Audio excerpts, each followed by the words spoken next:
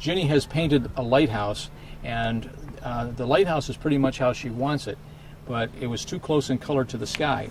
So what she's going to do here is she's going to put some colors in the background, and she's going to roll them, and we're going to create a different sky. And by having, you want to go sideways pretty much. Right. And you're going to need more of it. Yeah. Let's. Woo! That's more than I wanted. We're Okay. forcing Ginny to learn. I did lots of colors here on this before. Okay. What we're doing is we're getting a lot of color into the sky, and when she takes the tape up, the lighthouse will just pop forward. Just keep doing it. One of the things that Ginny wants to do is she wants to have a lot of color in her paintings, and it's very easy sometimes to just kind of get tamed down with just having certain colors and a certain style of painting. And you can see now she's getting aggressive with it. She's got this this lavender going, and she's just working it into the pink. Go ahead and get up around here so they don't. Okay. That should do it. All right, now you got something linear there, and that's not going to happen in the sky. You don't want straight lines in the sky. So you get there, you got something over here. Okay. No, it looks pretty boring. But maybe. Well, let's put a little whitish cloud up in here. Okay. And I would suggest with that we might use something like this. Yes, I think that's a good Okay, idea. I'm just going to make sure it's wrung out. Find a surface to work it on. Okay. And what you want to do with your clouds is you don't want to make them too predominant. As we've dried that down, and now you're just going to kind of slash it. Not just going to slash it. There you go. Let me just show you. Okay. Want to do something wispy? Okay. Okay. You got it? And not too much of it. Not too much, and bring it across the lighthouse so it comes out. No, you want to go all same direction. Oh, okay. Always the same direction, because that's what happens in the sky. You're only going to get the get it right off the lighthouse. Let me see that. You're just going to grab a little bit more. We're amateurs at this. Just a little bit more. And kind of across here.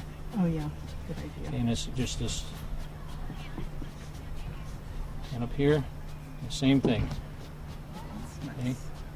And now something down here, just kind of Yeah. give it a little personality. Okay. Now let's take a quick look. Let's just see what we got. Take the tape off. There we go. Okay.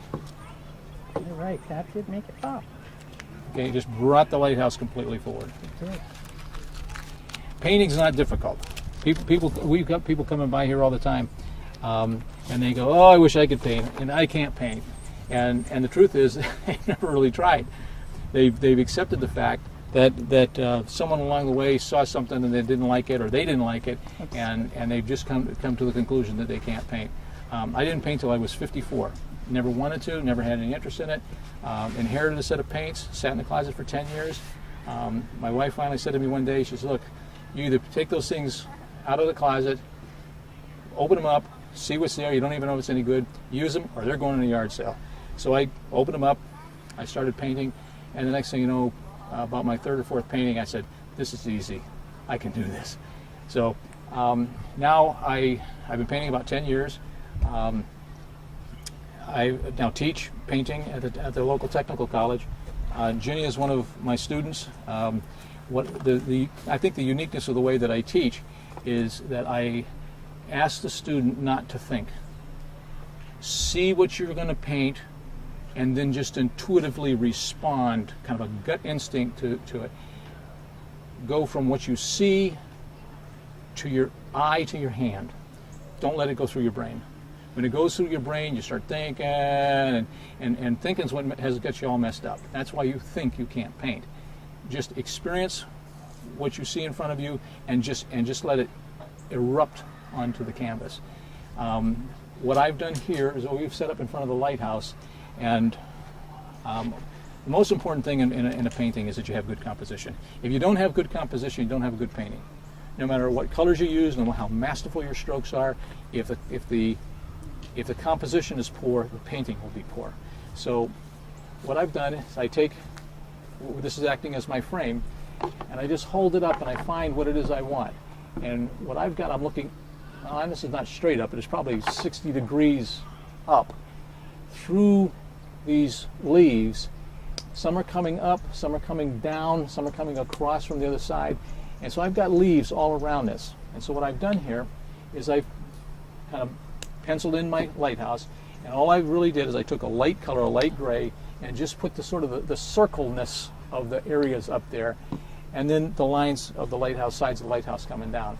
Now, I put in my darkest darks. I don't even have my lightest lights in, because what I'm going to do now, I put in these leaves coming in from the sides, and I started to go over this. And as I started to pink it out, someone came along and said, wait a minute, that might look just good the way it is. Don't do anything to it. Well, that's a sign of a good composition. If it looks good in odd colors, it must be good. So what I think I have here is a fairly decent composition.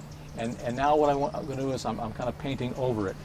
Now, when I paint over it, I'm not worried about losing this stuff. I've already pinked over this, and I didn't pink over this stuff. But just like Jenny, what I'm going to do is I'm going to paint in the sky.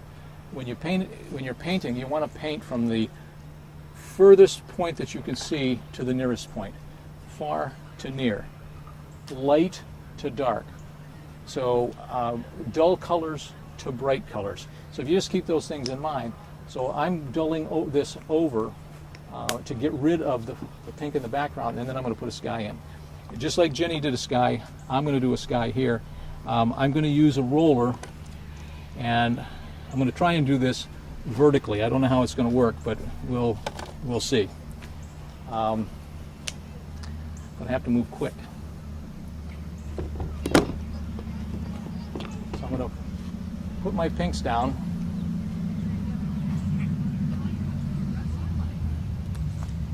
And then I'm going to put some blues in with it. The pink is basically to get rid of, I'm painting over another painting. So I want to make sure that I get rid of all those dark areas that I have here, kind of around the edges of the lighthouse. Get rid of some of this stuff, because that's part of this is going to be black, so it's not going to matter. But down here, I've got some white that's going to go in. So now I'm going to put some blues in for my skies. Trying to just keep it away from there. And it goes right over. I don't have it fully around my roller quite yet.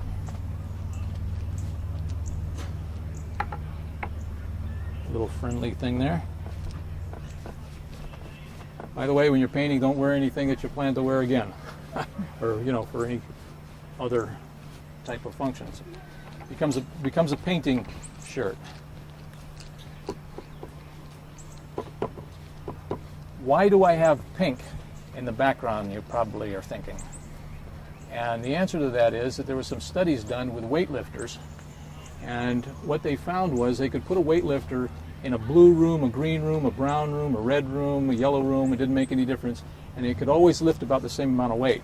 But when they put them in a yellow room, put them in a pink room, they couldn't lift as much weight. Now, I don't know what the meaning behind all of that is, but it seemed to me that the wave, the brain wave for I'm going to try and remove some of this blueness. I don't think it's, when you look at the sky, it's really not blue. It's almost a grayish blue. The way to neutralize the blue is to neutralize it with pink. If you look on a color wheel, you see that blue and pink are sort of opposite each other. They kind of neutralize each other and create kind of a gray. So that's what I'm doing here. I'm kind of putting some of the pink back in. And I'm going to grab a little bit of white to do the clouds that we did on Jenny's picture.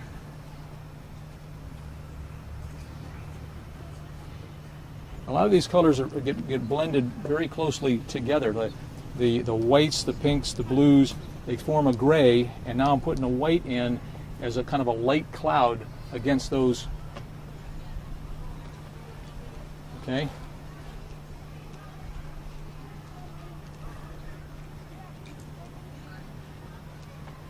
The trick with a roller is not to get too close to the end, or you'll end up with a streak. So, and I got to make sure it's even all the way around, or it'll be a lumpy thing going on. So I get a little bit of a streak there. Just go diagonally against it. Okay. And I'll do that little wisp thing that we did with Jenny's. And it's just pulling it down. Okay, I'll put a little something up here. Okay, now some of it's going to have some tree stuff in front of it, so I actually can be a little stronger with it.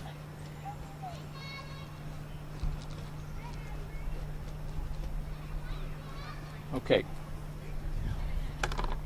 Now I'll go back in with my darkest darks and my lightest lights and do the lighthouse again and bring those things back out. I don't worry about making mistakes at this point because I've got so much more painting to go. Let's say I make a mistake up here in the sky and it doesn't look right. I got leaves going over it. Anything in the lighthouse. These leaves that are coming up from this side, if I mess up a window or an edge, I don't have an edge that's straight, I'm going to paint a leaf over it. So I don't worry about mistakes. Part of the psychology of being free to paint is to experience what's going on here and not worry about the painting. Just keep moving. What you want is your right brain engaged. I try to eliminate the left brain. The left brain is words, numbers, it's properness, it's correctness. I'm not concerned about that. Not concerned about colors.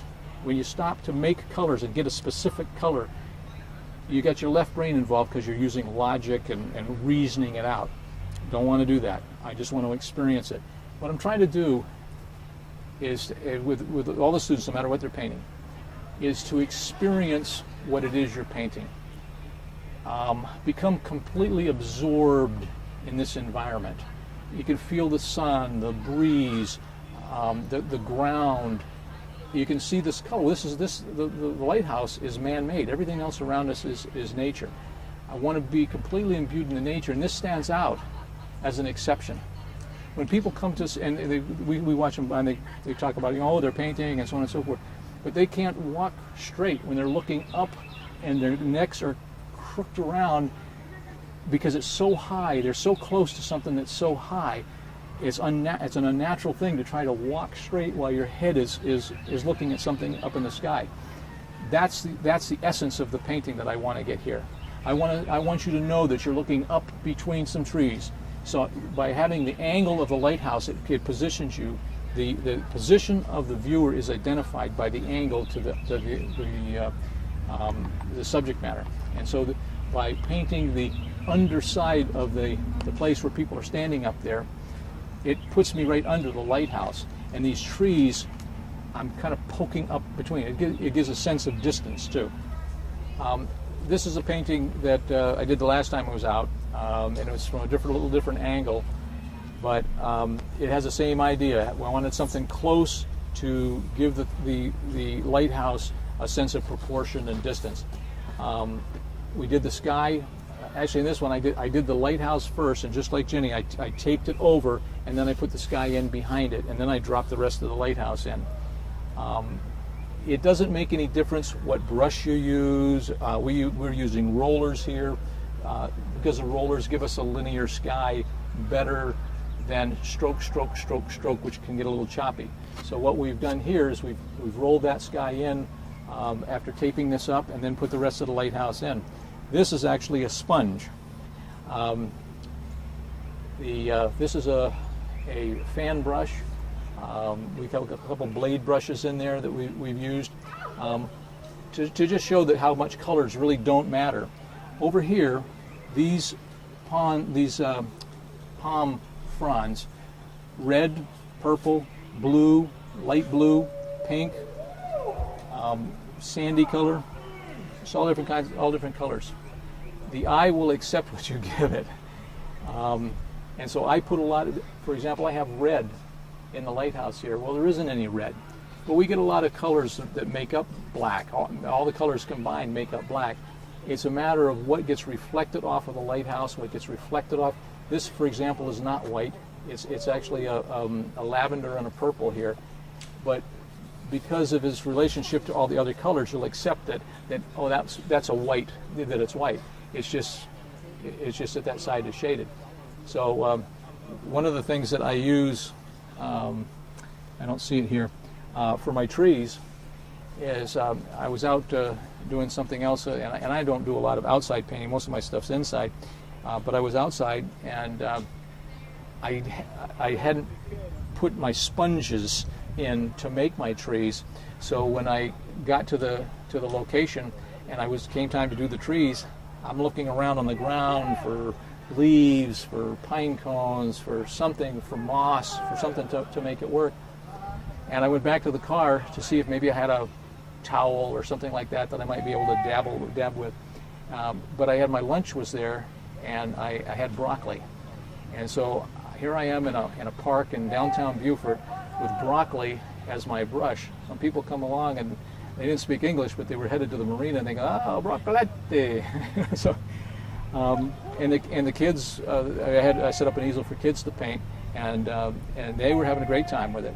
And so this is just as easily done with broccoli as it is done with a sponge, but it allows you to progress very rapidly with a painting. You can cover this whole area is all done just dab, dab, dab, dab, dab, dab, and it happens like that. We paint from the background to the foreground. As you get to the foreground, your paints can have more texture. Now I have sand in with this. I use a sandy color and so on and so forth. And although you're looking here, you're going to see pinks and purples and blues and just a lot of colors that you don't think of when you think of sand. But I get this with a palette knife, and I just start mushing them together, throw some sand in there, get some texture, and just kind of chop away at this foreground. So, but painting is a pretty simple process. You do need to go through the process, but once that becomes second nature to you, you can paint anything. And that's really what Jenny's finding out. Jenny, after my first class, and getting in this state of consciousness where your right brain sees the patterns and the trends and the tendencies and the relationships of things, and your left brain sees specifics. When you can exist in this balanced state between your left and your right, you can see where the specific fits into the overall, and you get sort of an aha moment. And as soon as that happens, I try to get them to recognize when that is and where that is and how to get back there. So once you recognize that you're there, it's easier to get back the second time and the third time. And so when we have people that come by here and kind of interrupt our train of thought, you got to be able to drop back into that almost catatonic state where you are totally aware of your presence, of the environment, of the sensations that your body is feeling, and then take a look at what it is you're trying to accomplish. And that trying to accomplish it doesn't cause the awareness to go away. And that's a delicate balance, but once you're able to get that, you can flip in and out of it. And when someone talks about being in the mood or the inspiration hasn't struck them and so on and so forth, they just need to learn what brainwave frequency, and it's around 10 hertz, that they want to be at, so that their right brain and their left brain are balanced. And when you have that balance, you're experiencing the moment. And when you can paint in the moment, you don't worry about colors, you don't worry about shapes, you're not worried about anything. You're just producing a painting. You're going right from the thing that you see to the canvas, and the brain's not involved. And the brain's sort of automatically trained to allow you to do that. And your right brain has taken over, and you're painting from the right brain. And sometimes, like Jenny experienced, she was dreaming. She wakes up out of a dream, and she just went right to her canvas and didn't really fully wake up, and just started painting her dream. It's a beautiful picture. It's a beautiful picture, and anyone can do it. and we've got such beautiful things to paint here in the Low Country. I've got a couple of paintings of the damage after a storm along the beach. It's natural, and it's beautiful. So we're very blessed to have this, and blessed to have the ability to convey it to other people.